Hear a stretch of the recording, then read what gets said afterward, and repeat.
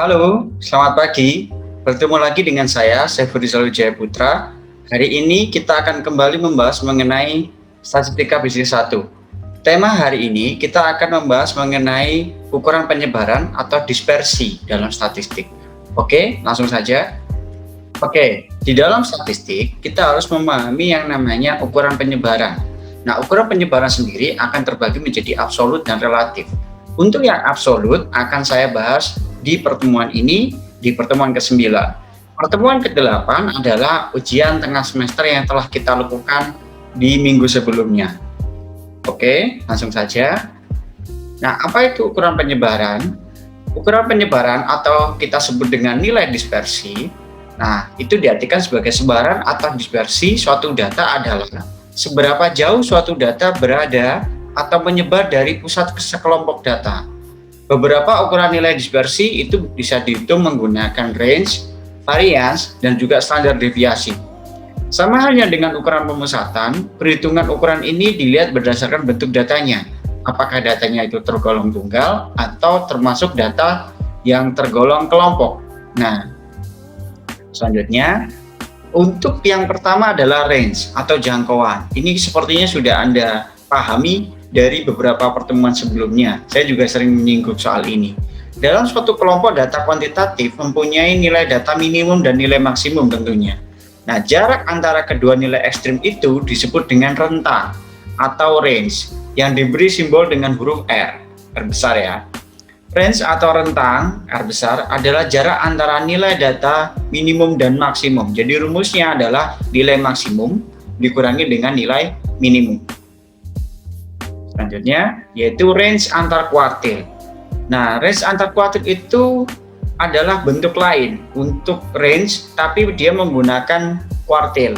Selain rentang antara dua nilai ekstrim dalam suatu kelompok data, dikenal juga rentang antar kuartil atau RAK. Sebagaimana kita ketahui bahwa dalam suatu kelompok data kuantitatif terdapat 3 nilai kuartil, yaitu kuartil 1, kuartil 2, dan kuartil 3. Ingat ya, satu kelompok data jika kita berikan kuartil akan terbagi menjadi 4. Maka batasan di tengah mereka pasti akan ada 3. Nah, cara mencarinya adalah kita gunakan selisih antara K1 dan K3, yaitulah yang disebut dengan RAK. Nah, rumusnya adalah RAK sama dengan kuartil 3 dikurangi dengan nilai kuartil 1. Selanjutnya ada deviasi kuartil dan deviasi rata-rata. Deviasi kuartil adalah selisih nilai kuartil ketiga dikurangi kuartil pertama dibagi dengan 2 yang dirumuskan sebagai berikut. Jadi QD ya kan, atau quartile deviation kalau dalam bahasa Inggris sama dengan K3 dikurangi K1 atau kuartil 3 dikurangi kuartil 1 dibagi dengan 2. Nah, lalu kalau deviasi rata-rata adalah rata-rata dari jumlah selisih mutlak nilai data terhadap nilai rata-ratanya. Dirumuskan sebagai berikut. Jadi kalau average deviation atau disingkat AD ya, disingkat AD atau average deviation itu rumusnya adalah sama dengan sigma dari X individual dikurangi dengan X bar, tapi dalam jumlah ya, sigma, karena di sana ada sigmanya, dibagi dengan N. Nah, bagaimana lebih mudahnya? Coba kita menggunakan contoh untuk data tunggal. Misalkan berikut diberikan keuntungan yang diperoleh oleh seseorang pedagang selama beberapa bulan terakhir dalam jutaan rupiah sebagai berikut, dari 2,5 juta sampai ke 3,5 juta. Penyelesaiannya adalah kita gunakan range untuk maksimum dan nilai minimum. Karena ini adalah data tunggal, otomatis kita hanya akan memilih ini 3,5 sebagai nilai tertinggi dan 2,5 nilai terendah. 3,5 dikurangi 2,5 sama dengan 1. Menghitung range antar kuartil, ingat sebelumnya cara menghitung masing-masing kuartil. Jadi kalau range-nya tadi sudah ketemu, sekarang kita coba menggunakan kuartil. Nah, range antar kuartil itu kita cari dulu nih, kuartil 1 sama kuartil 3-nya. Dalam kuartil 1, kita masukkan rumusnya ya. 1 dikalikan dalam kurung N plus 1 dibagi dengan 4. Sama dengan 1 dikali dalam kurung 8. 8 ini adalah N-nya, observasinya ini ya. Ini ada jumlahnya, datanya ada 8. Ditambah dengan 1 lalu dibagi dengan 4. Nah, sama dengan 2,25 setelah dihitung. Nah, menjadi K1 sama dengan data ke 2,25. Berarti kita pisahkan nih. Data yang ke 2,25 adalah urutan. Ya kan? Data urutannya yaitu data kedua dan juga 0,25-nya. Karena dia tidak lengkap atau tidak bulat, maka kita cari ini. Caranya adalah dengan duanya ini otomatis dari sisi 2,50. Sedangkan 0,25-nya adalah jarak dari 2,5 sampai ke 2,65.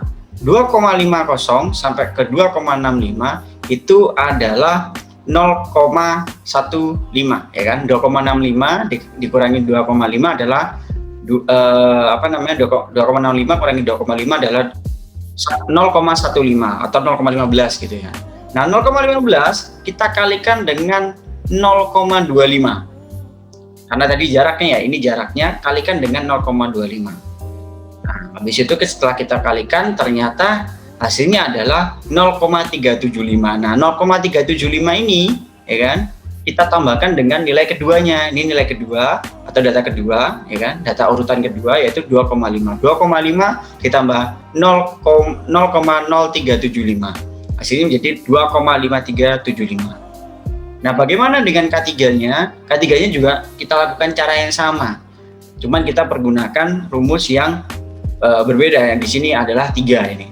K3 sama dengan 3, kuartil 3 dikalikan dalam kurung N plus 1 dibagi dengan 4. Oke, kita temukan hasilnya adalah 6,75. Nah, 6,75, 6-nya sudah bulat. Data ke-6 berapa? Data ke-6 adalah nilai ini ya, 1, 2, 3, 4, 5, 6. 2,80 ya kan? 2,80. Nah, tapi untuk yang 0,75-nya kita masih belum tahu nih. Ya kan? Kita masih belum tahu. Kita simpan dulu 2,8. Habis itu kita cari 0,75-nya adalah dengan cara yang sama. 3,0 angka di depannya ya, angka ke-7-nya dikurangi angka ke-6. Hasilnya adalah 0,2. Nah, 0,2 ya kan? 0,2 itu kita kalikan dengan 0,75 gitu ya. Oke, jadi kita kalikan 0,2 dengan 0,75. Setelah kita kalikan ternyata hasilnya adalah 0,15 hasilnya. Nah, karena dia 0,15 ditambah dengan 2,80 maka hasilnya adalah 2,95. Jadi 2,8 ditambah dengan 0,15 ditambah dengan 2,8. Jadi hasilnya 2,95. Maka kita sudah tahu nih range antar kuartilnya adalah K3 dikurangi K1-nya. K3-nya udah ketemu ya, 2,95, K1-nya adalah 2,5375 dicari selisihnya sama dengan 0,4125. Lalu bagaimana kalau misalkan kita deviasi kuartil dan deviasi rata-rata? Kalau deviasi kuartil, kita tinggal masukkan angka yang sudah ketemu ya, dari kuartil 3 dan kuartil 1, 2,95 dikurangi 2,5375 dibagi dengan 2. Hasilnya adalah 0,2063. Nah, kalau deviasi rata-ratanya, kita harus menggunakan tabel pembantu di sini. Nah, tabel pembantunya adalah pertama kita masukkan angkanya ya, bulannya adalah bulan ke-1 sampai bulan ke-8, omset dari pedagang seorang pedagang. Di sini absennya 2,5 kita buat dalam jutaan, jadi tetap 2,5 saja. Setelah itu totalnya adalah 2,40. Nah, rata-ratanya adalah 2,240 dibagi dengan 8. Hasilnya adalah 2,8 ini ya. Lalu kita cari nih X individual dikurangi dengan X barnya ya kan. X individualnya itu adalah 2,5 ya kan. Ini 2,5 dikurangi dengan rata-ratanya X atau X bar ya kan. 2,5 dikurangi dengan 2,8. Hasilnya adalah minus 0,3. Bawahnya juga sama. 2,5 ini dikurangi 2,8. Ini juga sama. 2,65 dikurangi dengan 2,8 dan seterusnya sampai selesai. Lalu setelah kita kita tahu jawabannya, kita positifkan semua nilainya. Kalau yang ini ada nilai ada yang nilai negatif, ya kan? Ada yang nilai negatif, kita buat positif semuanya. 0,3, ini 0,3, dan sini juga 0,15. Lalu 0,10, 0,05, dan seterusnya sampai selesai. Tapi untuk yang plus atau yang positif, tetap kita biarkan menjadi positif. Lalu kita jumlahkan totalnya menjadi 1,8. Lalu kalau misalkan 1,8 ini dibagi dengan ini ya, N-nya ya, jumlah observasinya, 1,8 dibagi 8 jumlah observasinya menjadi 0,23. Nah, ini untuk cara yang menggunakan tabel. Kalau kita menggunakan sini juga sama aja sebenarnya. Dari average deviation-nya ini, ya kan, sigma yang ini, yang dia maksud itu yang ini, sigma dari ini, sigma tabel ini itu adalah di sini 1,8 ini dibagi dengan 8 sama dengan 0,23, hampir sama ya, kayak gitu. Lalu untuk range dan deviasi rata-rata data berkelompok, bagaimana nih? Nah, kalau range, caranya kita gunakan batas bawah kelas terakhir dengan batas bawah kelas pertama. Atau kalau kita bisa pakai cara lain adalah dengan cara mencari nilai tengah tertinggi dikurangi nilai tengah terendah. Nah, coba nih kita pergunakan kasus sebelumnya, tapi dengan cara ada range di sini karena ada interval kelas di sini ya kan. Di sini ada berapa kelas? 1, 2, 3, 4, 5, 6, 7. Ada 7 kelas di sini. Ya kan? Nah, dari 7 kelas ini itu masing-masing mempunyai frekuensi dari omset 20 sampai ke 29 juta mungkin ya. Banyaknya adalah sekitar 1 orang atau satu UKM mungkin ya di sini.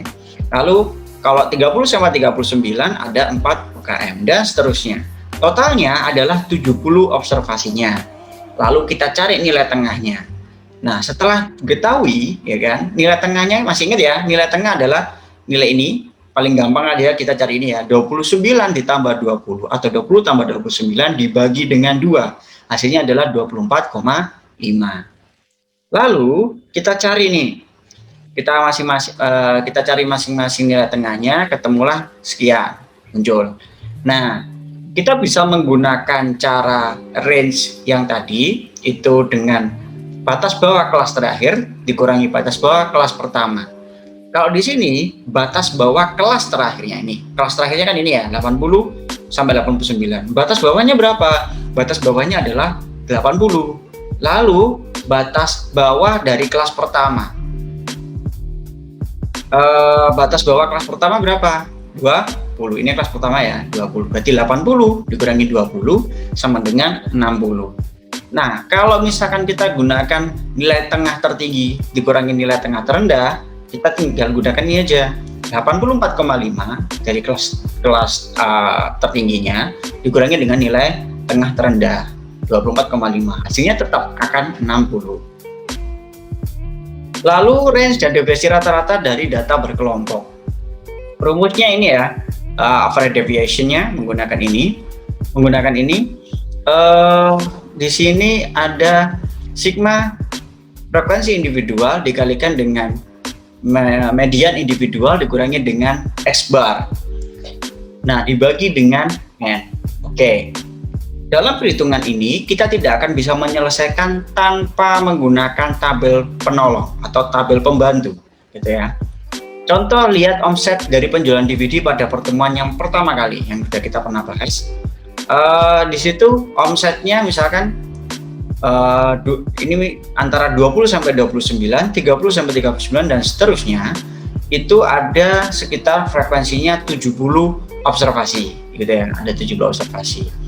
Nah, mediannya adalah atau nilai tengahnya hampir sama seperti yang sebelumnya, yaitu 24,5, 34,5, 44,5 dan seterusnya. Bagaimana mediannya dihitung? Mediannya sama tadi, 29 tambah 20 dibagi dengan 2. Hasilnya ini. Dan seterusnya sampai selesai. Lalu kita cari nih.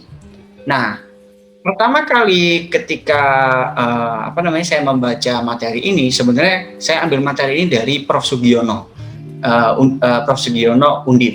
Cuman permasalahannya di sini dia tidak menunjukkan yang namanya X bar atau rata-rata. Akhirnya saya pergunakan tabel di sini. Harusnya tabel tabel X bar ini, ya kan, tabel untuk mencari rata-rata ini ada di bawah sini harusnya, di tengah sini ya, antara median dan juga median dikurangi X bar harusnya.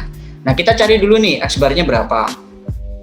X barnya adalah kita cari ini sama ya, mediannya juga sama. Nah, kita kalikan, ya kan? Kita kalikan frekuensi kali mediannya. 1 kali 24,5 hasilnya menjadi 24,5.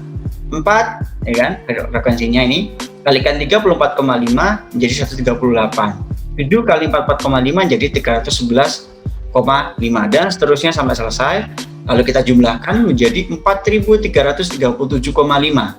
Nah, kita bagi dengan 70 ya. Ketemulah hasilnya adalah 61,96. Nah, ini adalah X bar untuk data berkelompok ini atau rata-ratanya gitu ya. Nah, setelah kita tahu rata-ratanya, kita catat nih 61,96. 61,96 dia akan mengurangi nilai dari 24,5 ini ya. Nah, ini kolom selanjutnya adalah median dikurangi dengan X bar atau nilai tengah dikurangi dengan nilai rata-ratanya. 24,5 dikurangi 61,96 hasilnya adalah minus 37,43. 34,5 dikurangi 61,96 menjadi minus 27,43 dan seterusnya sampai selesai. Nah, setelah kita tahu nih masing-masing, sekarang kita kalikan untuk yang frekuensinya ini ya, nilai kolom frekuensi dikalikan dengan median dikurangi X barnya yang ini. Jadi kolom yang ini dikalikan dengan kolom yang ini. Nah, coba nih kita kalikan. Cuman karena di sini itu ada tanda kurung, artinya dia dipositifkan semua. Karena ini ada yang beberapa negatif, kita positifkan menjadi 37,43, 27,43, 17,43 dan 7,43. Kita kalikan 1 kali 1 dikalikan 37,43 menjadi 3,43. 4 dikalikan 27,43 ya menjadi 19,72 dan seterusnya sampai selesai. Jadi untuk yang sudah ada kurung ini ya, ada kurung lurus ini, itu menandakan bahwa kita harus membuat angka sebelumnya itu menjadi positif semuanya, nggak boleh ada yang negatif. Lalu setelah itu kita jumlahkan, ya kan? Kita jumlahkan hasilnya adalah 731,4. Nah, rata-rata kita cari rata-ratanya 731,4 dibagi dengan 70. Hasilnya adalah 10,45. Nah, sama juga dengan cara yang seperti ini. Kita tahu nih, 731,4 dibagi dengan 70. Ini adalah rumus asli dari deviasi rata-ratanya. Jadi sebenarnya kalau pakai kolom ini atau tabel ini ya, kita sudah tahu nih angkanya adalah 10,45 untuk deviasi rata-rata dari data kelompok ini. Cuman yang perlu saya tegaskan kembali di sini itu adalah ada beberapa titik kesalahan yang ada di buku Sugiono. Yaitu di sini misalkan 80 sampai ini sebenarnya 90, tapi seharusnya karena range-nya itu adalah sampai ke yang satuannya 9, maka harusnya di sini 89 karena sebelumnya satuannya 999 terus untuk yang batas atas dari tiap kelas.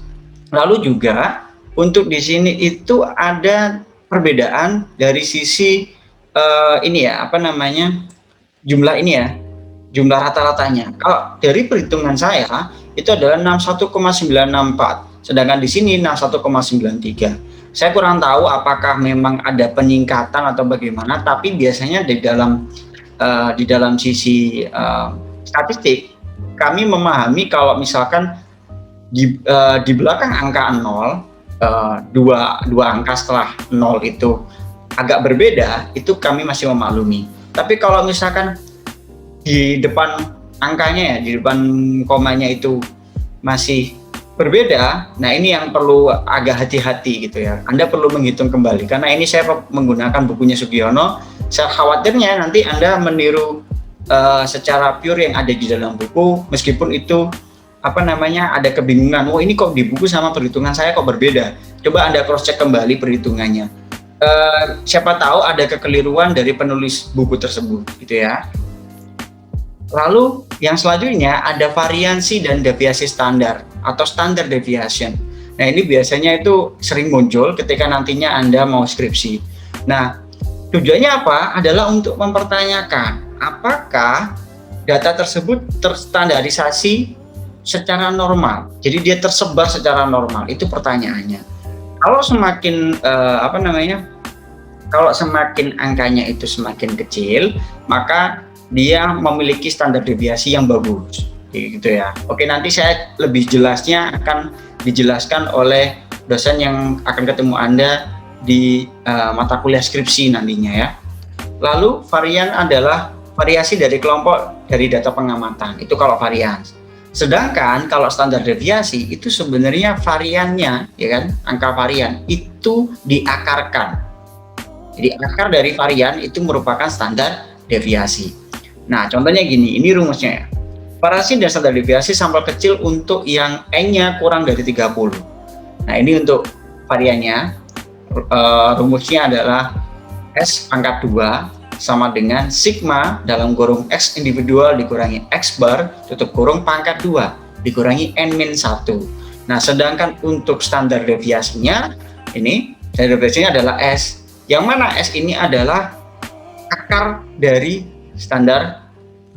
akar dari varian, gitu ya. Jadi varian itu untuk yang ada pangkat 2-nya, kalau standar deviasi tidak ada pangkatnya, gitu ya.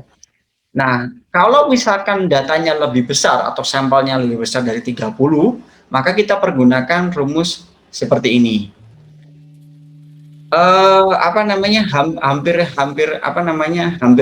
Hampir sama sebenarnya. Cuman dari sisi perbedaannya adalah sisi ini.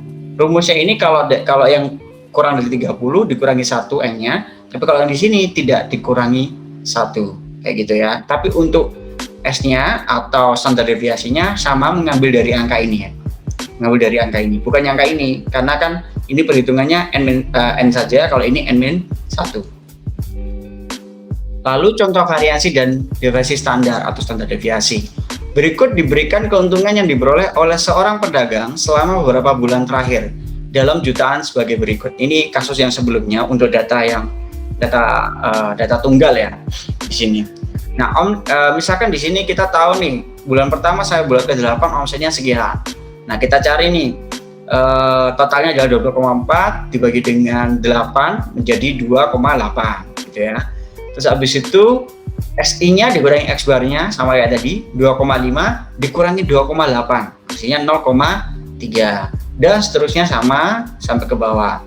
Lalu kita cari XI min X bar, kita buat positif lalu dipangkatkan 2. Ya kan? Berarti di sini adalah 0,3 dikalikan 0,3 menjadi 0,09 dan seterusnya kita tambahkan. Dan seterusnya sampai selesai, lalu kita tambahkan menjadi 0,75.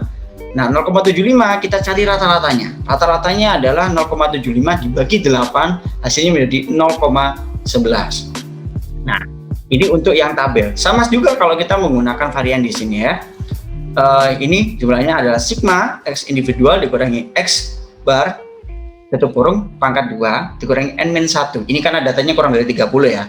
Berarti 0,75 adalah sisi ini ya, sigmanya ini, dibagi dengan 8 minus 1. 8-nya adalah N-nya, atau jumlah observasinya.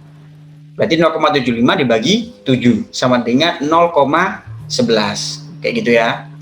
Lalu untuk standar deviasinya, ya, standar deviasinya atau deviasi standarnya, bisa kalau Anda bingung nanti hampir sama saja standar deviasi dengan deviasi standar. Kalau misalkan di sini berarti variannya kita akarkan, karena tadi variannya udah ketemu 0,11, kita akarkan 0,11, akar dari 0,11 hasilnya adalah 0,33 kayak gitu ya. Nah, udah ketemu nih untuk yang data tunggal. Nah, ini untuk sampel yang tergolong besar dan juga berkelompok gitu ya. Kalau berkelompok datanya perhitungannya akan cukup berbeda, yaitu dari sisi kalau variannya itu kita sampelnya kecil adalah n-1 untuk membaginya nanti. Kalau sampel besar kita tetap menggunakan n. Tapi di sini kita tidak menggunakan lagi nilai x individual di sini. Kalau di sini di data berkelompok kita gunakan median, gitu ya. Kita MI ini adalah median individual. Habis itu kita untuk standar deviasinya, kalau yang sampel kecil itu kita akarkan hasil dari variannya ini. Selesai. Sama juga untuk yang ini kita akarkan juga, kayak gitu ya. Nah, ini contohnya untuk cara pendek dan juga ada cara panjang. Kalau misalkan di dalam cara pendek kita hanya mempergunakan ini ya, sama dengan C pangkat 2 dikalikan sigma frekuensi individual dikali dengan D1 D individual pangkat 2 dibagi dengan N-1 dikurangi C pangkat 2 tutup kurung sigma frekuensi individual dikali D individual dibagi N dikalikan dalam kurung N-1 tutup kurung pangkat 2. Nah, kalau standar deviasinya atau standar deviasi standarnya kita akarkan saja, ya kan? Kita akarkan saja, tapi C-nya di luar dan tidak perlu dipangkatkan. Nah, ini untuk sampel kecil. Nah, sampel besar hampir sama saja, cuman dia N-nya tidak ada mengurangi 1, hanya N saja. Agak rumit ya. Coba kita pergunakan contoh realnya. Kalau misalkan menggunakan cara panjang, karena kalau cara panjang itu di sini akan lebih mudah. Anda tidak perlu menghafal rumus yang tadi kita bicarakan. Ini cara panjang misalkan.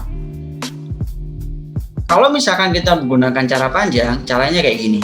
Omsetnya misalkan ini ya, ini tadi sudah kita bahas antara 20 sampai 9 dan seterusnya sampai frekuensinya juga kita dari masing-masing kelas sampai ke 5 ini di totalnya adalah 70 observasi di situ. Lalu ada median, ya kan, median nilai tengah berarti 29 dibagi dengan 29 tambah 20 bagi dengan 2 hasilnya 24,5, 39 tambah 30 bagi 2 34,5 dan seterusnya. Di sini kita kalikan frekuensi kali median, ini frekuensi ini kalikan dengan median 1 kalikan 24,5 hasilnya 24,5, 4 kalikan 34,5 menjadi 138,0 dan seterusnya. Lalu kita tambahkan menjadi 4.335. Lalu kita cari median dikurangi X bar. Nah, ini X barnya kita cari dulu nih berarti. X barnya adalah 4.335 dibagi 70. Hasilnya adalah 61,93. Nah, di sini. Nah, habis itu 24,5 dikurangi 61,93. Hasilnya adalah 37,43. Dan seterusnya sama, ini 138 dikurangi dengan 61 ya. 34 ini yang 24,5 dikurangi 61,93 hasilnya ini minus 37,43. 34,5 dikurangi 61,93 jadi minus 27,43 dan seterusnya, ini kan sudah ketemu dan seterusnya. Lalu kita angkatkan 2 untuk yang kolom ini. Nah, kolom misalkan ini kolomnya ini kita pangkatkan 2 menjadi minus 37,43 dipangkatkan 2 hasilnya adalah 1401. Ini juga sama, ini dipangkatkan menjadi 752,4 dan seterusnya kita jumlahkan juga menjadi 3186. Lalu kita kalikan frekuensinya ini, ya, ini frekuensi ini kalikan dengan kolom ini. Jadi kolom yang ini dikalikan dengan kolom yang ini. Hasilnya menjadi 1401 untuk ini. 1 kali 1401 menjadi tetap sama. 4 kali 752,4 jadi 3009,62 dan seterusnya, ya kan? Nah, seterusnya kita hitung dijumlahkan menjadi 12.337,14. Lalu kita cari ini rata-ratanya, berarti 12.337 dibagi dengan 70 hasilnya adalah 176,24. Nah, ini perhitungan X bar ini hampir sama. Ini hampir sama seperti yang ini, cuman perbedaannya adalah angka akhirnya agak berbeda. Kalau di sini asli dari Sugiono itu bilang 61,93, tapi kalau saya menemukan 61,96. Boleh Anda cek kembali. Lalu kalau di sini di sigma dari frekuensi kali median ini 4.337,5.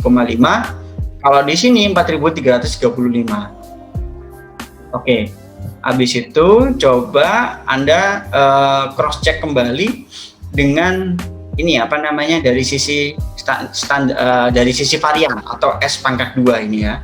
Sama dengan sigma dari frekuensi kalikan median dikurangi X bar tutup kurung pangkat 2 dibagi dengan N.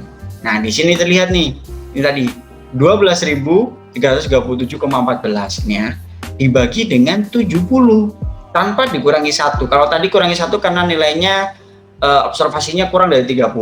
Kalau ini lebih dari 30 tidak perlu dikurangi 1. Kita langsung bagi saja, hasilnya menjadi 176,24. Nah, kalau standar deviasinya ya sama saja. Langsung saja tanpa perhitungan kita anggap akar dari 176,24. Hasilnya menjadi 13, ini ada komanya sebenarnya 13,28. Kayak gitu ya. Nah, kalau misalkan cara pendeknya bagaimana? Nah, ini cara pendeknya kita pergunakan dispersi. Karena tadi ada D individual, kita pergunakan dispersi. Cara pendeknya kita pergunakan di sini omset, ini frekuensi, ini kita buat median atau nilai tengah, hampir sama kayak sebelumnya tadi ya. Lalu kita buat di sini ada dispersi. Nah, ketika kita menggunakan dispersi hanya bisa digunakan jika angka atau kelasnya ya, jumlah kelasnya itu adalah ganjil. Kalau jumlah kelasnya genap, kita tidak bisa menggunakannya. Nah, kenapa? Karena kita harus cari titik tengah kelas. Titik tengah kelasnya kan otomatis di sini harus ganjil. Kalau misalkan jumlah kelasnya 7, maka titik tengah kelasnya 4. Kalau jumlahnya 9, maka titik tengah kelasnya berarti berapa? Berarti ada 9 dan seterusnya kayak gitu ya. Nah, terus setelah kita tahu ini, kita cari dulu titik tengahnya di sini ya. Ini titik tengah karena di sini ada 7 kelas. Titik tengahnya berarti yang keempat, ya kan? Di sini dispersinya 0. Lalu dispersi sebelumnya atau dispersi sebelum ini, sebelum kelas semakin mengecil itu adalah minus. Jadi di sini minus 1, minus 2, minus 3. Setelah itu yang semakin membesar itu kita buat positif. 1, 2, dan 3 dan seterusnya. Kalau misalkan di sini ada lagi kolomnya untuk kelas yang lain, maka kita 4, 5, 6 dan seterusnya. Di sini juga minus 4, minus 5 dan seterusnya. Lalu kita kalikan nih, frekuensi dikalikan dengan dispersi. Frekuensinya 1 dikalikan minus 3 menjadi minus 3, 4 kali minus 2 jadi minus 8, 7 dikali minus 1 jadi minus 7 dan seterusnya sampai selesai. Lalu kita jumlahkan, hasilnya adalah 52. Lalu kita buat selanjutnya adalah kolom membahas tentang dispersi pangkat 2. Ini dispersinya ini ya, ini macam dispersi. Dispersinya adalah ini 9. Kenapa dari 9? Adalah minus 3 kali minus 3 atau minus 3 pangkat 2. Minus 2 pangkat 2 jadi 4 dan seterusnya sampai selesai. Nah, sekarang kita cari nih frekuensi kali dispersi pangkat 2-nya bagaimana? Jadi kolom yang ini dikalikan dengan kolom yang ini. Jadi 1 kalikan 9 jadi 9. 4 kali 4 sama dengan 16. 7 kali 1 sama dengan 7 dan seterusnya sampai selesai. Kita jumlahkan menjadi 162. Nah, kita masukkan nih rumusnya gitu ya. Ini cara pendeknya. Tadi deviasi standarnya adalah rumusnya adalah kayak gini. Nah, kita bedah masing-masing. C di sini adalah class atau rentang kelasnya gitu ya. Nah, rentang kelasnya berapa? Antara 20 sampai 29. Berapa? Ada 10 berarti kan? 20, 21, 22, 23 dan seterusnya sampai 29 ada 10, ya kan? Di sini 10. Lalu kita dikalikan dengan akar. Di sini ada sigma frekuensi dikali dispersi individual pangkat 2, yaitu yang ada di sini. Nah, ini nih, frekuensi kali dispersi pangkat 2 yang ini. Tapi sigmanya atau jumlahnya di sini ya. 162, di sini 162 dibagi dengan E-nya berapa? 70. Nah, dikurangi dalam kurung lagi itu adalah sigma frekuensi individual dikali dispersi individual. Nah, berapa di sini? Nah, ini ya. Frekuensi kali dispersi yang tanpa pangkat di sini. Berarti 52 ini ya, 52 dibagi dengan N-nya 70. Ditutup kurung di pangkat 2. Nah, setelah kita hitung-hitung, ternyata hasil dari standar deviasinya itu adalah 10 dikalikan akar 2,3143 dikurangi 0,51518 sama dengan 10 kalikan 1,327 sama dengan 13,27. Hampir angkanya sama, jadi di sini 13,27 dan di sini 13,28, hanya berbeda 0,01 saja. Oke, mungkin sekian apa yang bisa saya sampaikan kepada Anda untuk materi pertemuan kita hari ini. Semoga apa yang kita pelajari selama ini bermanfaat untuk Anda. Untuk UTS Anda kemarin, itu memang saya sengaja untuk memberikan materi mengenai bagaimana pola pemahaman Anda untuk bisa literasi tentang suatu video. Di tahun 2020, literasi saat ini itu tidak melulu mengenai pembacaan buku, jurnal ilmiah, dan juga yang berbau tulisan. Tidak harus. Tapi Anda bisa mengamatinya melalui observasi yang lain. Bisa melalui video YouTube, bisa melalui film, bisa melalui hal-hal yang lain. Asalkan memang itu datanya valid. Boleh membaca koran, boleh membaca pemberitaan, dan lain sebagainya. Saya harap apa yang kita pelajari hari ini bermanfaat. Sekian atas partisipasinya. Terima kasih. Selamat pagi. Assalamualaikum warahmatullahi wabarakatuh.